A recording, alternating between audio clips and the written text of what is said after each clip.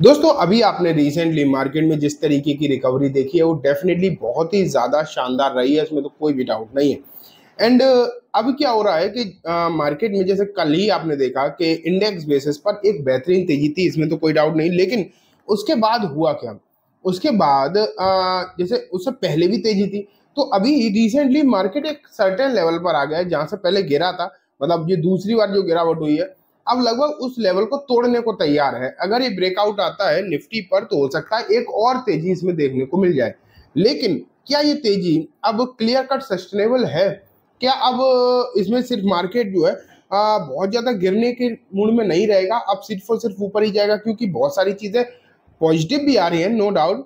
Trump ने जिस तरीके से टैरिफ पर ब्रेक लगाया, 90 दिन के लिए ही सही लेकिन लगाया, तो ये कहीं ना कहीं ये दिखाता है कि ट्रंप भी उन्हें भी डर है कि टैरिफ से अमेरिका में भी नुकसान हो रहा है। ऐसी बात नहीं कि वहां पर सब कुछ अच्छा ही हो रहा है, और वहां भी उनका बहुत ज्यादा प्रोटेस्ट हो रहा है उनके अगेंस्ट, बैकलैश भी आ रहा है उन्हें।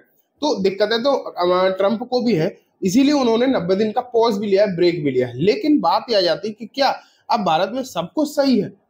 अब सिर्फ और सिर्फ मार्केट जो है यहाँ से ऊपर ही आपको जाता हुआ देखने को मिलेगा, कोई भी दिक्कत नहीं है। तो देखो दिक्कतें तो कुछ ना कुछ दिखाई दे रही हैं, जो कहीं ना कहीं हमें और आपको इंडिकेशन भी दे रही है कि अभी आंख बंद करके पैसा लगाने का अभी भी जहाँ तक है मुझे नहीं लगता समय आ गया है।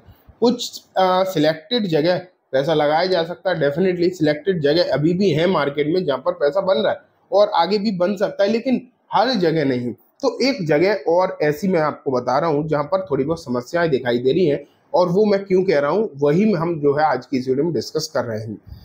मार्केट अभी हल्का फुल्का रिकवर करने लगा है, लेकिन अभी रिजल्ट का भी सीजन चल रहा है, आपको याद होगा, देख भी रहे होगे आप Q4 के नंबर्स भी अब जो है निकल कर आ रहे हैं। लेकिन दोस्तों जिस तरीके की Q4 के नंबर निकल कर आ रहे हैं, मैं कुछ छोटी मोटी कंपनी की बात नहीं कर रहा हूँ, जो दिग्गज कंपनी है भारत में, जो बेहतरीन कंपनीज हैं, उनके जिस तरीके से नंबर निकल कर आ रहे हैं वो कहीं ना कहीं टेंशन में डालने वाले हैं, कहीं ना कहीं डराने वाले तो हैं, इसमें कोई भी डाउट नहीं है।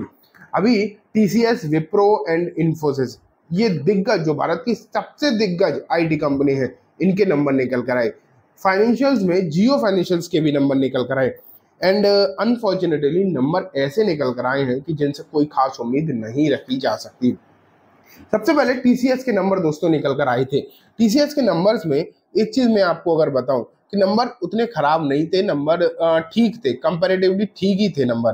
प्रॉफिट में अगर आप देखते तो प्रॉफिट भी 12,293 करोड़ की दिखाई दी थी, जो कि पिछले क्वार्टर से भी थोड़ी सी ज्यादा थी। लेकिन अब पिछले साल के हिसाब से अगर हम प्रॉफिट को देखते तो घटती हुई दिखाई दी थी, तो यहाँ थोड़ी सी टेंशन आई थी। लेकिन एक ऑपरेटिंग प्रॉफिट मार्जिन अगर आप देखते TCS का तो वो और ज्यादा कम होता हुआ दिखाई दिया था, तो इसके चलते कहीं ना कहीं टेंशन मार्केट में बनी। ठीक है, लेकिन अभी तो सिर्फ TCS तो सिर्फ शुरुआत, अभी हम आगे और भी बहुत सारी चीजें डिस्कस कर रहे हैं। मैं अभी आपको ये भी बताने वाला हूँ कि कौन कौन सी कंपनीज ऐसे हो सकती है, कौन कौन से सेक्टर ऐसे हो सकते हैं जिनसे अभी हमें दूरी बनानी चाहिए। लेकिन वो डिस्कशन से पहले एक बहुत ही इंपॉर्टेंट बात मैं आपको बताना चाहूंगा, पहले उसे सुनते हैं उसके बाद हम चलते हैं। तो दोस्तों आप अगर ढूंढ रहे हैं smart and low cost platform, तो एम स्टॉक आपके लिए लेकर आया है बहुत सारे फीचर्स। यहाँ पर आप स्टॉक, म्यूचुअल फंड, IPO में इन्वेस्ट कर सकते हैं, वो भी दोस्तों जीरो ब्रोकरेज के साथ। और अगर हम बात intraday future and option MTF की बात करें तो सिर्फ और सिर्फ ₹5 पर ऑर्डर, जो कि सबसे कम ब्रोकरेज है इंडस्ट्री में, वो आपको यहाँ पर देखने को मिलेगा। कोई भी अकाउंट ओपनिंग फीस नहीं है दोस्तों, कोई मेंटेनेंस चार्जेस नहीं है, और प्लेस करने के लिए भी कोई भी फीस नहीं है। और अगर आप मार्जिन ट्रेडिंग फैसिलिटी जिसे हम MTF बोलते हैं उसका फायदा उठाना चाहते हैं दोस्तों, तो एम स्टॉक का जो इंटरेस्ट रेट है वो शुरू होता है 6.99% पर एनम से, जो कि इंडस्ट्री में सबसे कम है। नए फीचर्स की अगर हम बात करें तो dividend tracker, personalised notification, zero commission mutual fund, 39 MTF stocks और 16 ETF ऐसे देखने को मिलते हैं जो कि आप प्लेस कर सकते हो। और अब BSE FNO भी यहाँ पर लाइव है, तो अब आप सेंसेक्स और बैंकेक्स के कॉन्ट्रैक्ट में भी ट्रेड कर सकते हो, जिसमें आपको इंस्टेंट लिमिट भी मिल जाएगा रियलाइज प्रॉफिट के अगेंस्ट ऑप्शन और नए ऑप्शंस को बाई करने के लिए। 100% इंस्टेंट लिमिट मिलेगा स्टॉक्स होल्डिंग को बेचने पर। एक्सपायर डे पर अगर हम देखें तो शॉर्ट पोजीशन इंडेक्स के लिए मार्जिन भी यहाँ पर बढ़ गया है, और डेरिवेटिव कॉन्ट्रैक्ट साइज और एक्सपायरी भी अपडेट हो गए हैं। ETF और MTF का स्मार्ट कॉम्बिनेशन यूज करें, लो कॉस्ट और एफिशिएंट ट्रेडिंग का फायदा उठाएं सिर्फ और सिर्फ एम स्टॉक के साथ। एम स्टॉक के पास दोस्तों ट्रेडिंग एपीआई भी अवेलेबल है।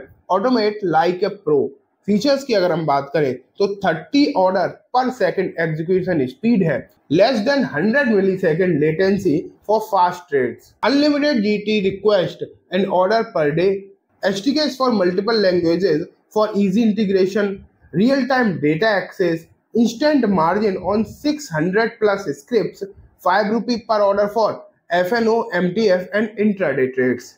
दोस्तों एम स्टॉक जो है मिराय एसेट का रिटेल ब्रोकिंग आर्म है। 18 लाख से भी ज्यादा यूजर्स इसे यूज करते हैं। 83 करोड़ से भी ज्यादा यहाँ पर अगर आप देखोगे तो ट्रेड्स एग्जीक्यूट हो चुके हैं। मैंने जो है लिंक डिस्क्रिप्शन में दी है, वहां से जाकर इसे चेकआउट कर सकते हैं। स्मार्ट इन्वेस्ट करें, बेटर ट्रेड करें सिर्फ और सिर्फ एम स्टॉक के साथ। तो ठीक है दोस्तों, ये एम स्टॉक की बात हो गई। अब जैसे कि मैं टीसीएस की बात कर रहा था, टीसीएस तो हमने देखा जो हुआ सो हुआ, लेकिन टीसीएस के बाद विप्रो के नंबर आए एंड बेसिकली विप्रो के भी नंबर जिस तरीके के निकल कर आए बहुत ही हैरान और परेशान करने वाले थे। देखो एक चीज मैं आपको बताऊं कि विप्रो ना कभी भी कोई पहले जो था वो तो ठीक है, लेकिन जब से आईटी में हल्की फुल्की समस्या आना स्टार्ट हुई है ना, तब से आप ये मान के चलिए कि विप्रो दिग्गज कंपनी में सबसे वीक पोजीशन पर दिखाई देती है। जितनी दिग्गज कंपनीज हो उनमें सबसे वीक परफॉर्मेंस जो है विप्रो ही दिखाता है। लेकिन फिर भी इस बार के नंबर उतने भी खराब नहीं थे विप्रो के, लेकिन वही बात है, ऑपरेटिंग प्रॉफिट मार्जिन यहाँ भी घटती हुई दिखाई दी। जब मार्जिन पर असर पड़ रहा है तो कहीं ना कहीं इसकी प्रॉफिट पर आगे असर पड़ सकता है, इसमें बिल्कुल भी आप डाउट मान का मत रखो। और इसके बाद अगर हम इन्फोसिस को देखें, जिसके नंबर तो कल ही निकल कर आए दोस्तों, इन्फोसिस के नंबर्स तो बेहद ही खराब देखने को मिले। आप ये मान के चलिए बहुत ही ज्यादा वीक देखने को मिले कहीं ना कहीं इन्फोसिस के नंबर। तो अब जिस तरीके से इस आईटी सेक्टर में जो नंबर निकल कर आ रहे हैं, नंबर आने की जो प्रोसेस आईटी सेक्टर अब दिखा रहा है, और जिस तरीके के वीक नंबर आ रहे हैं उसका फर्क शेयर्स पर भी पड़ रहा है कहीं ना कहीं। कल क्या हुआ इन्फोसिस के, अगर आप इन्फोसिस को अमेरिका में देख लेते, क्योंकि अमेरिका में तो खुला ही था ना कल, रात में नंबर आने के रात बाद ही खुला था, तो वहां पर 2.5% की गिरावट हुई। ऐसा नहीं कि 2.5% की गिरावट को इतनी ज्यादा है, क्योंकि पहले इन्फोसिस में तो 10% तक की गिरावट हो चुकी नंबर्स के बाद। लेकिन हम यहाँ पर ये बात नहीं कर रहे हैं कि किसमें 4% की हो गई, किसी में 5% की हो गई, ये बात नहीं। बात ये है कि आईटी सेक्टर कहीं ना कहीं वीक पॉइंट दिखाई दे रहा है अभी मार्केट का। और आईटी सेक्टर में अगर आप एक झटके से टूट कर गिरते हैं तो कहीं ना कहीं समस्या में पड़ सकते हैं। इसलिए थोड़ा सा आपको बचकर थोड़ा सा सावधानी तो बरतनी चाहिए, इसमें तो कोई भी डाउट है नहीं।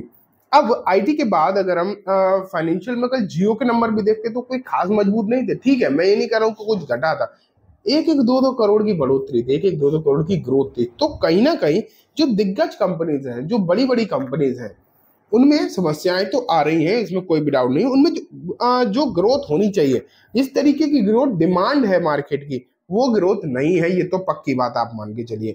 एंड जियो कोई छोटी मोटी कंपनी तो है नहीं। फाइनेंशियल्स में अगर हम देखें जियो एक बड़ी कंपनी है। हालांकि अभी जो दिग्गज बैंक्स है उनके नंबर आने बाकी हैं। अभी तो खैर नंबर सीजन स्टार्ट ही हुआ है। अभी तो हम यही होप करके चल सकते हैं कि अर्निंग्स जो भी कंपनीज लेकर आए, अच्छी अर्निंग आनी चाहिए, तो कुछ डेफिनेटली हो सकता है, नो डाउट। लेकिन अगर अर्निंग अच्छी नहीं आई तो कहीं ना कहीं फंसते हुए भी इस तेजी में हो सकता है कुछ लोग देखने को मिले। अगर हम लॉन्ग टर्म परसेप्ट देखें तो आईटी नो डाउट एक बहुत ही मजबूत पॉइंट है भारत के लिए। आईटी भारत के लिए एक बहुत ही मजबूत पॉइंट है। लेकिन अभी जो समय चल रहा है, अगर आप खबरें देखोगे तो विप्रो, इन्फोसिस तगड़ी तरीके से ले ऑफ करती हुई दिखाई दे रही है। बहुत ही भारी भरकम ले ऑफ की खबरें जो है इन्फोसिस से आ रही हैं। इन्फोसिस तो बहुत पहले से आ रही थी, विप्रो से भी आ रही है। और भी आईटी कंपनीज में अगर आप देखोगे तो बहुत अच्छी खबरें दिखाई नहीं दे रही आईटी कंपनीज से। एंड जब आईटी कंपनीज की तरफ से अर्निंग भी अच्छी नहीं आ रही, अर्निंग ग्रोथ में भी कुछ खास ग्रोथ है ही नहीं, ओपीएम तो आप देखोगे थोड़ा बहुत कम ही होता हुआ दिखाई दे रहा है। ऊपर से ये ले ऑफ की जो खबरें आ रही, तो कहीं ना कहीं आईटी सेक्टर में प्रॉब्लम तो है, इसमें तो कोई भी डाउट नहीं है। और साथ में ट्रम्प के जो टैरिफ है, नहीं लगे तो अच्छी बात है, अगर लग गई तो आईटी सेक्टर पर और समस्या आएगी, क्योंकि भारत जो है आईटी के तौर पर अगर हम देखें तो अमेरिका में बहुत ज्यादा निर्भर करता है अमेरिका पर। तो इसलिए अगर टैरिफ वगैरह का इशू आने वाले समय में आया तब भी आईटी कहीं ना कहीं समस्याओं में पड़ सकता है। तो मैं लॉन्ग टर्म परसेप्ट तो मैं ये नहीं कहूंगा कि खराब है, क्योंकि लॉन्ग टर्म में तो चीजें धीरे धीरे करके सही हो ही जाती हैं। लेकिन शॉर्ट टर्म में जो अभी रिकवरी है, अभी इस रिकवरी में बहुत सारे लोग खरीदने की कोशिश तो श्योरली कर ही रहे हैं। तो इस खरीदारी करते समय इस समय पर आपको थोड़ा सा ध्यान देना चाहिए, थोड़ा सोच समझ के ही काम करने की जरूरत है। ऐसे आंखें बंद करके अगर खरीदारी करोगे तो फंस सकते हो। पूरा का पूरा आईटी सेक्टर पर ध्यान देना, कुछ भी खरीदने से पहले बहुत हजार बार सोच लेना, ठीक है। तो दोस्तों ये बात हो गई कंप्लीटली पूरे मार्केट के परसेप्ट के बारे में, स्पेशली तो आईटी के बारे में ही है। उम्मीद है आपको सब कुछ अच्छे से समझ में आ गया होगा। जाने से पहले एक बार फिर से बोलूंगा, एम स्टॉक का लिंक जो है डिस्क्रिप्शन में दिया है मैंने, जाकर जो तुरंत उसे चेकआउट कर सकते हैं। एंड वीडियो अच्छी लगी है तो लाइक करके सब्सक्राइब जरूर करना। Thank you. Investments in securities markets are subject to market risks. Read all the related documents carefully before investing.